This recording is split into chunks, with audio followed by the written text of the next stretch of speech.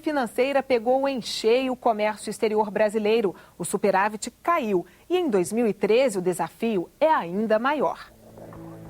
O centro da política externa em 2013 será posicionar melhor o Brasil num cenário internacional de crise, principalmente nos países desenvolvidos.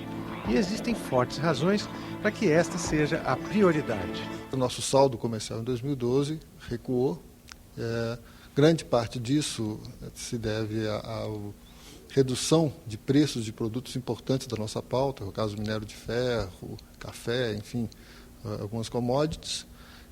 E isso teve um peso maior do que a própria quantidade de produtos exportados e importados no período.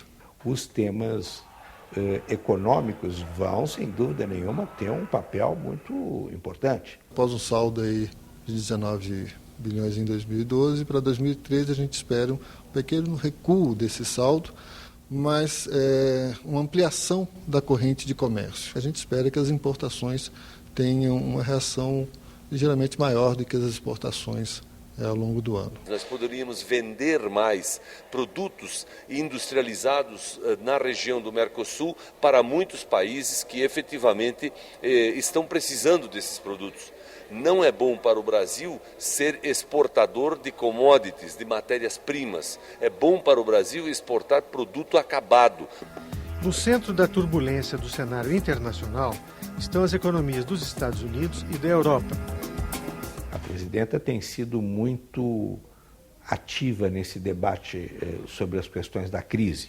Ela está pensando num fenômeno que está incidindo sobre o mundo inteiro, inclusive sobre a nossa economia. Segundo este análise, os americanos estão realinhando suas relações externas. Barack Obama s'est intéressé d'une part au Proche-Orient. Barack Obama s'intéresse beaucoup à la zone du Pacifique. On a le sentiment qu'il y a un déplacement du centre de gravité, alors que longtemps l'Atlantique Nord était un peu au cœur des rapports entre les États-Unis et l'Europe, la vieille Europe. Maintenant, il y a des déplacements. Na Europa, as perspectivas não são nada otimistas. A retração econômica afeta as relações de troca não somente com o Brasil, mas com todos os países do Mercosul. La France et plus largement l'Europe sont dans une position, dans une situation extrêmement complexe, vous le savez, pour trois raisons. La première raison, c'est qu'il y a un énorme déficit budgétaire, c'est-à-dire que la France, depuis plus de 30 ans, s'est endettée. Deuxième problème, un problème économique. La France était une grande puissance industrielle, reste une grande puissance économique, mais il y a ce qu'on pourrait appeler un processus de désindustrialisation. Apesar das dificuldades encontradas pelos europeus, um tom otimista marcou um encontro recente entre a União Europeia e o Mercosul. O documento final destaca a força das relações comerciais bilaterais, assim como o fato da União Europeia ser o principal parceiro comercial do Brasil e também o principal investidor. E também destaca a força dos investimentos brasileiros em território europeu. De qualquer forma, a crise do hemisfério norte obriga o Brasil a buscar novos parceiros, assim como fortalecer as relações com os parceiros antigos. Haverá uma cúpula do BRICS, haverá uma cúpula do IBAS, Índia, Brasil e África do Sul. Haverá uma reunião do G20 que vai se fazer em São Petersburgo. Enfim, é um conjunto de reuniões nas quais vão ser debatidas alternativas para contornar esses graves fenômenos que nós estamos enfrentando. É fundamental a nossa associação, principalmente na América Latina, com as nações irmãs latino-americanas, com as nações africanas, com o Sul, com o Oriente Médio, com o Sul e Sudeste Asiático. Essas relações são necessárias serem priorizadas por nós. Países como o Brasil e o próprio bloco do Mercosul poderiam aproveitar esta oportunidade de dificuldades numa parte do mundo, principalmente na Europa e também na Ásia, para avançarem economicamente, para ocuparem espaços no mercado internacional. O Brasil tem que liderar um bloco sul-sul de construção de uma nova ordem econômica e geopolítica internacional.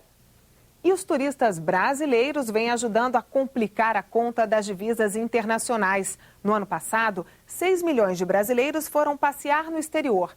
deixaram lá fora 22 bilhões de dólares. Toda a verba que o governo federal gasta em saúde no Brasil. Eles não param de chegar. São os 6 milhões de brasileiros que viajaram para o exterior em 2012. Junto com eles, malas e mais malas repletas de compras. Roupa, perfume, maquiagem, sapato.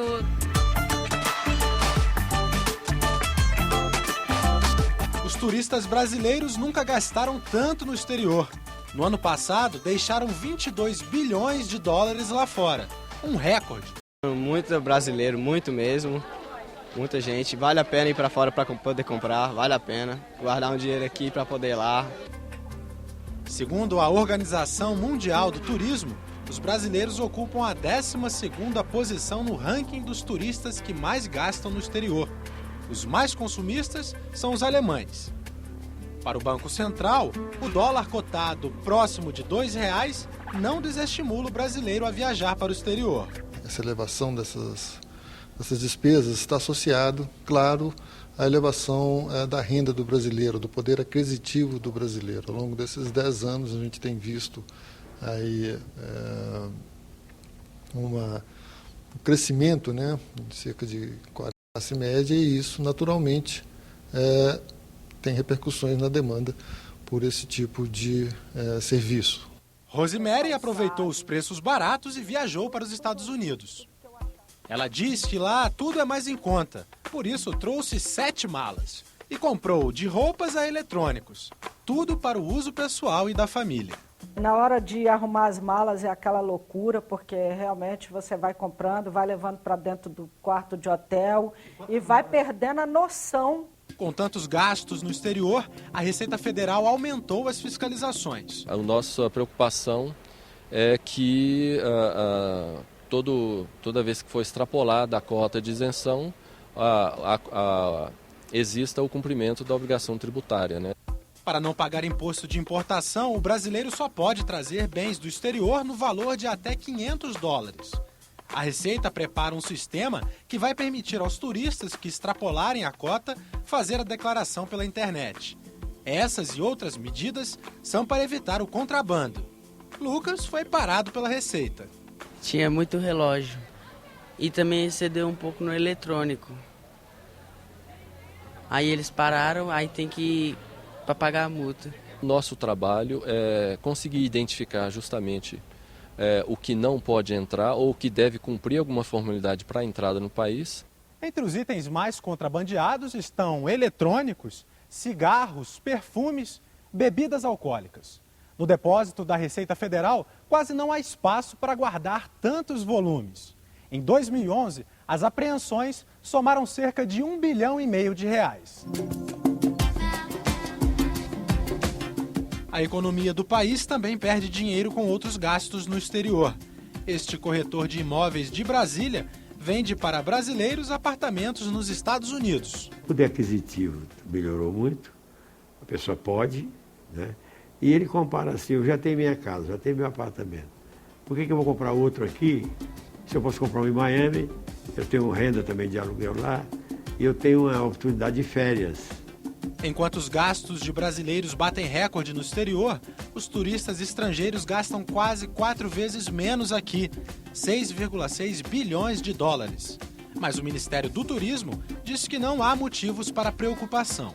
Destes 6 milhões de brasileiros que viajam para o exterior, e nós temos isso em pesquisa, 70% viajam para o Brasil.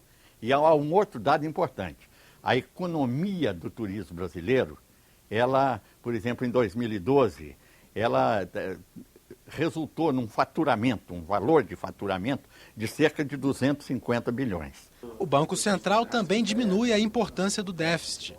A participação desse item viagem internacional, no total das despesas das transações correntes, né, ela ainda é relativamente modesta, eu diria.